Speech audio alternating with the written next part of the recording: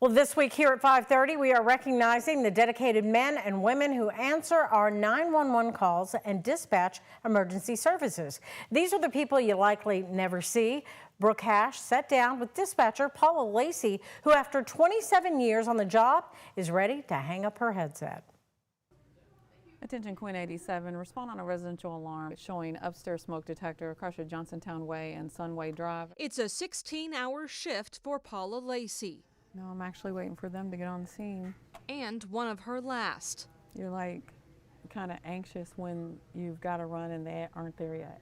Lacey's directed first responders to thousands of 911 calls across Louisville over the last 27 years. Quint 49 on scene at 1429. I dispatched police, fire, and EMS. Her first day on the job, June 15th of 1998. Dispatching for Louisville Fire before the city and county merged. That's my home. That's where I came from. We were 24-hour shifts. I did training with the firefighters. We were certified firefighters through the state. We knew what they were doing. And what they needed to stay safe. Today, Lacey's two sons wear the uniform. One of them did get injured on a fire, and I was the dispatcher. One of the other dispatchers in the room was like, "Paula, your son's on that fire." And I said, "It's okay, it's okay." I said, "Chief said it's minor injuries, it's okay." For some, that would add a whole new layer of stress to the job, but she says she prefers it this way. Since I'm getting ready to retire, I request to work some of their days so I can dispatch them. And her sons would agree most of the time. This was not too long after he was in. He's like, "How do you like the fire department?" He says, "It's great until your mom wakes you up in the middle of the night."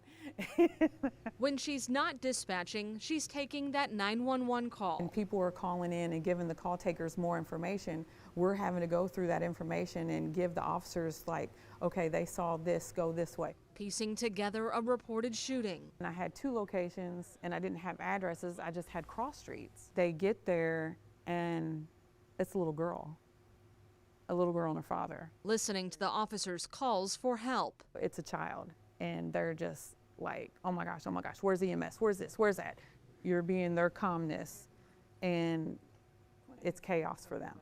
It's beyond stressful. I don't see it, but I hear it, you know. I hear the emotions and the panic and the, you know, of what's going on. And it does get to you. She finishes one call just to take another. Dealing with everybody's worst day. Dispatching multiple runs at the same time. I was here for the GE fire. We actually came in early because of the rain and the flooding. The D.D. Williams when it exploded the first time. First in 2003, then again just last November. I was actually on the channel for both of those. For both explosions? Both explosions. In a world of chaos, I can handle it. Simply put, she's saving lives. They all are. You bond because you're with each other so much. And you see so much, well, you hear so much. And is there days that I want to be on an easier channel? Well, yeah.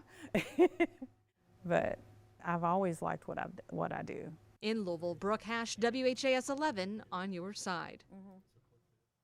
Paula's last day is in June, and we know all the call takers and dispatchers at MetroSafe are watching, so a big thanks to all of you for what you do and to everyone in the industry keeping us safe during emergencies.